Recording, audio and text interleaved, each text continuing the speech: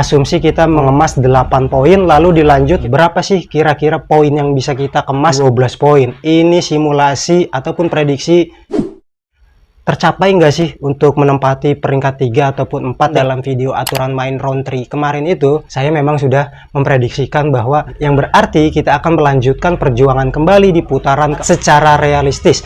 Meskipun kita optimis, diasumsikan oleh netizen akan terrealisasinya perpanjangan kontrak yang akan dilakukan oleh Coach Sintayong ya.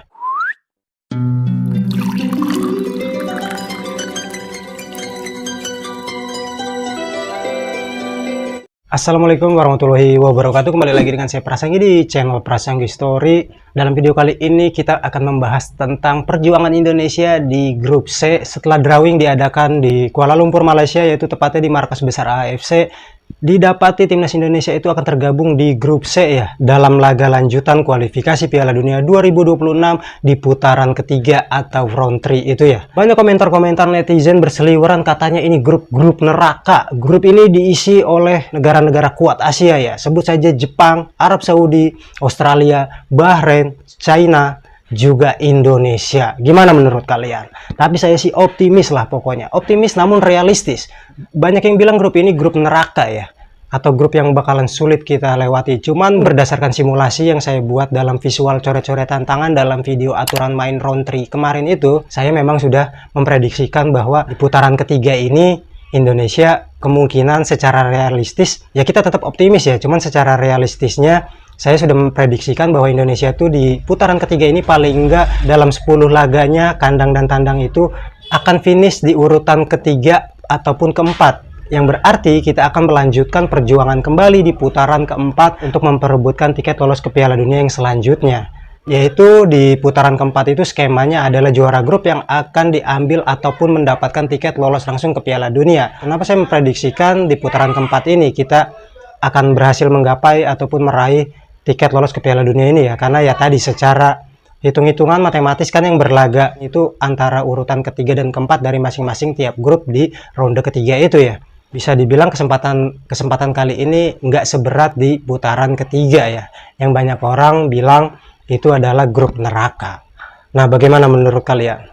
Nah, mungkin kalau secara simulasi kembali dalam video ini kita bakalan berhitung secara asumsi laga per laga dari 10 laga yang bakal kita jalani di ajang kualifikasi Piala Dunia di ronde ketiga itu. Kita kan udah turun nih jadwalnya nih. Nah, ini kurang lebih jadwalnya seperti ini ya. Kita bakalan melakoni laga tandang dulu ke Arab di tanggal 5 September. Arab melawan Indonesia. Juga di tanggal 10 Septembernya ada INA lawan Australia di kandang kita nih. Juga nanti di bulan Oktober, 10 dan 15 Oktober itu masing-masing ada pertandingan Bahrain melawan Indonesia, juga Cina melawan Indonesia. Sampai nanti di 14 November ada Indonesia versus Jepang. Dan seterusnya ya sampai 10 laga kandang tandang nanti. Kita bersimulasi lagi berapa sih kira-kira poin yang bisa kita kemas dalam putaran ketiga kali ini yang bakal membawa kita ke peringkat 3 ataupun 4 ya. Karena dirasa ya tadi secara realistis, walaupun kita optimis sangat besar ya, kalau bisa ya kita peringkat runner up gitulah, ataupun juara grup di putaran ketiga ini. Cuman kalau secara realistis ya ini berasumsi bahwa nanti di laga Arab melawan Indonesia itu di 5 September, kita prediksi saya pribadi sih ini akan berlangsung imbang ya, dengan skor mungkin 2-2. Nah, maka ini kita akan dapat mengemas 1 poin awal yang ini bakal menjadi modal begitu baik ya di laga awal kualifikasi Piala Dunia putaran ketiga ini. Mungkin selanjutnya kita berandai-andai lagi jika Indonesia melawan Australia, prediksi saya pun sama, dengan skor 2-2 itu akan mendapati hasil imbang dengan poin 1 berarti ya. Nah, berarti lalu dilanjut Bahrain, mungkin kemungkinan saya optimis nih lawan Bahrain kita bakalan bisa menang paling nggak dengan skor tipis 1-2 gitu ya. Dan kita berhasil mengemas 3 poin pertama di melawan Bahrain ini di tanggal 10 Oktober. Dari prediksi ini mungkin nanti kalian bisa balik lagi nih, prediksi saya ada yang benar atau enggak gitu kan, atau salah semua, atau ada sekian persen yang benar. Paling tidak ini simulasi yang bakalan saya bacakan, yang kemungkinan kita bakalan meraup sekian poin di putaran ketiga ini, sehingga tidak menutup kemungkinan bakalan 12 poin kita berhasil kemas di putaran ketiga ini, yang membawa kita dalam meraih peringkat ketiga dan keempat di grup C ini ya. Nah, seperti yang tadi kita lanjut, mungkin Cina kita bakalan menang lagi. Prediksi saya ini menang karena Cina itu tidak semenakutkan di beberapa tahun yang lalu ya, dimana liga-liga Cina pun mendatangkan pemain-pemain marquee player dari Eropa gitu kan. Juga pertumbuhan liganya itu perkembangannya sangat pesat. Sekarang Cina yang gak menakut-menakutkan banget lah. Menurut saya kita bisa lah menang atau membungkus 3 poin dengan skor 1-3. Maka kita ini mendapatkan 3 poin kedua, artinya kita sudah mendapati 8 poin ya dari 4 laga ini. Nah, kemudian melawan Jepang ini di tanggal 14 November kemungkinan ya secara realistis saya sih bukan yang nggak nasionalis ya, kemungkinan kita menelan kekalahan di laga Indonesia Jepang ini dan kita tidak berhasil membawa pulang poin.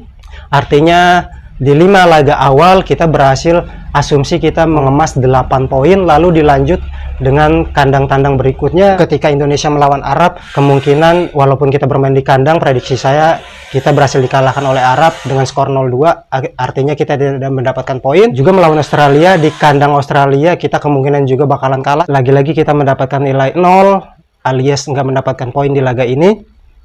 Nah, di laga selanjutnya di kandang sendiri melawan Bahrain. Setelah di 10 Oktobernya itu di kandang Bahrain, kemungkinan prediksi saya itu kita bakalan seri lagi ya melawan Bahrain dengan skor 2-2, maka kita berhasil mengemas 1 poin. Ini asumsi ya, prediksi ya. Dan juga Indonesia melawan Cina di kandang Indonesia tentunya. Itu prediksi saya kembali berhasil memenangkan laga dengan skor tipis 2-1 sehingga kita mendapatkan poin 3. Dan yang laga terakhir yaitu ketika kita berkandang di Jepang nanti, kemungkinan kita akan kalah. Maka dari total 5 laga sisa ini kemungkinan kita akan mendapat 4 poin. Nah, jadi 5 laga awal asumsi saya ataupun prediksi saya mendapatkan 8, dan juga 5 laga selanjutnya kita mendapatkan 4 poin. Jadi total 12 poin. Ini simulasi ataupun prediksi, hitung-hitungan saya pribadi ya, untuk sekedar memprediksi lah, hitung-hitungan angka yang kita kemas ini, yang kita bungkus ini tercapai nggak sih untuk menempati peringkat 3 ataupun 4 yang kita incar nih di putaran ketiga ini. Karena secara tadi realistis, balik lagi, kemungkinan Jepang ataupun Australia maupun Arab Saudi ya yang akan bertempur habis-habisan di peringkat 1 maupun peringkat 2 untuk meraih tiket lolos langsung ke Piala Dunia. Kurang lebih kayak gitu. 12 poin menuju peringkat 3, 4, lalu kita akan melanjutkan laga di putaran keempat nanti dengan terbagi 2 grup. Masing-masing grup akan terdiri dari grup A dan B yang masing-masing terisi dari 3 negara ya. Nah, itu prediksi saya pribadi, 12 poin untuk mengincar target di peringkat ketiga atau peringkat keempat secara realistis. Meskipun kita optimis banget ya, secara realistis inilah hitung-hitungan atau simulasi yang bisa saya sampaikan dalam video kali ini. Nah, menurut kalian bagaimana? Kalau hitung-hitungan kalian tuh gimana?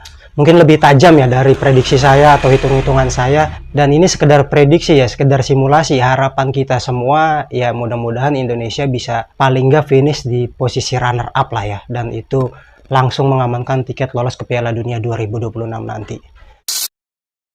Kabar bahagia kita datang dari Sintayong dan juga Erick Thohir, di mana di akun Instagramnya itu secara resmi Bapak Erick Thohir itu menuliskan caption dan mengunggah foto dengan beliau bersalaman dengan Coach Sintayong, kurang lebih seperti ini, yang pada intinya ini diasumsikan oleh netizen bahwa ini adalah akan terrealisasinya perpanjangan kontrak yang akan dilakukan oleh Coach Sintayong ya sampai 2027 nanti. Kemungkinan kontraknya akan berlangsung selama 3 tahun ke depan, yang masa kontraknya habis di tahun 2024 ini ya. Dan ini memupus spekulasi, menggugurkan semua asumsi-asumsi yang belakangan beredar di media-media, bahwa media-media Korea itu menyatakan timnas Korea menginginkan Sintayong itu melatih timnas Korea senior itu ya.